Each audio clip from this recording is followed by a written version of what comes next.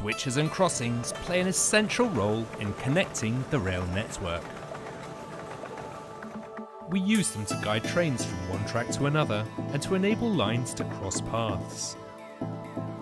Put simply, they're the junctions that allow us to create a multi-lined, multi-routed rail network. At Network Rail, we own over 20,000 switch and crossing units. They come in many different shapes and sizes, and all are made to measure for their specific location. To understand how switches and crossings work, we first got to look at the wheel-rail interaction. Train wheels move along the rails guided only by the pound coin-sized area of wheel that sits on the railhead. The wheel rim, or flange, doesn't normally touch the rail. Flanges are only a last resort to prevent the wheels becoming derailed. A switch can guide a wheel in one of two directions. A crossing creates a gap in the rail for the flange to pass through. This is a switch.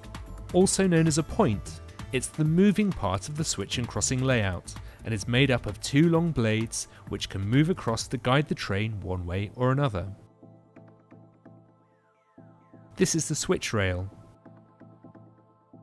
and this is called the toe. This is called the stock rail. It's a non-moving part of the switch.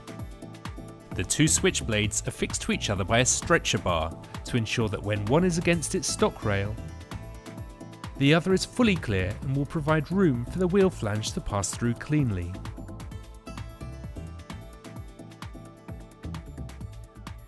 This is a crossing. It's the non-moving part of the switch and crossing layout that allows a train to pass in either direction once the switch has been set. This is the nose of the crossing. Either side of the crossing area, wing and check rails are provided to assist the guidance of the wheel sets through the crossing.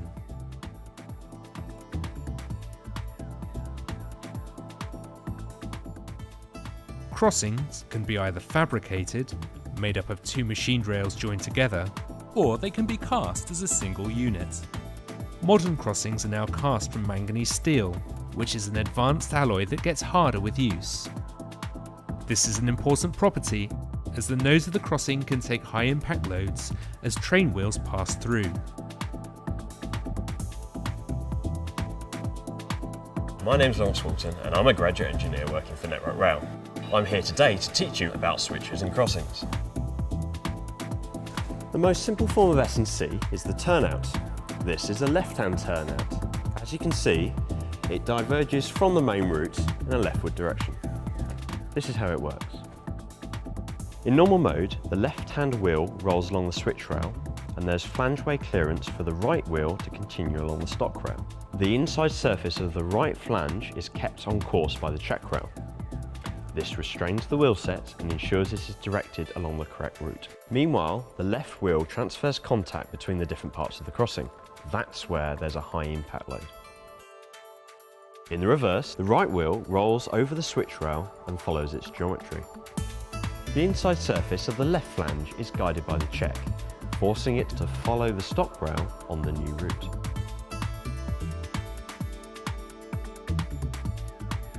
And the right-hand wheel makes a crossing, again impacting a load on the crossing nose. There are many different types of switch and crossing on the network. They include turnouts, diamonds, crossovers, and slip diamonds.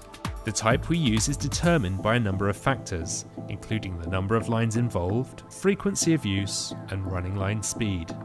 Trains travelling at high speeds need long switches and crossings. At low speeds, such as in stations, trains can make tighter turns. Train movements across the network are set and controlled by signallers, who use switches to set routes for trains. Switches can be propelled by various devices.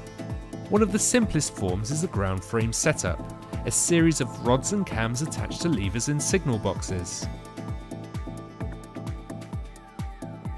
these are now largely being replaced by remotely operated hydraulic and electromechanical devices. Seen by rail sides all across the country. This is an HW2000 points machine. This is electromechanical. What we have here is your drive motor. To check the motor has done its job, over here we have an interlocking and detection system. Detection tells us when the points have completed their travel and locked.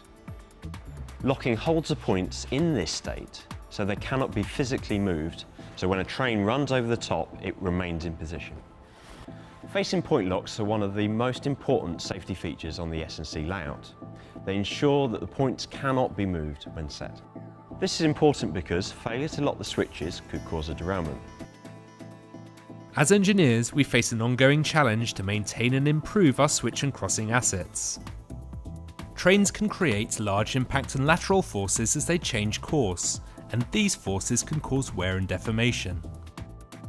Switches and crossings therefore have a limited lifespan before we need to replace them. Less than 5% of track miles are made up of switches and crossings, but over 17% of our maintenance budget is spent on them. We'll continue to research and develop new inspection techniques and material usage to increase their performance. It's all about creating a network that's safe, reliable and efficient. It's what we do.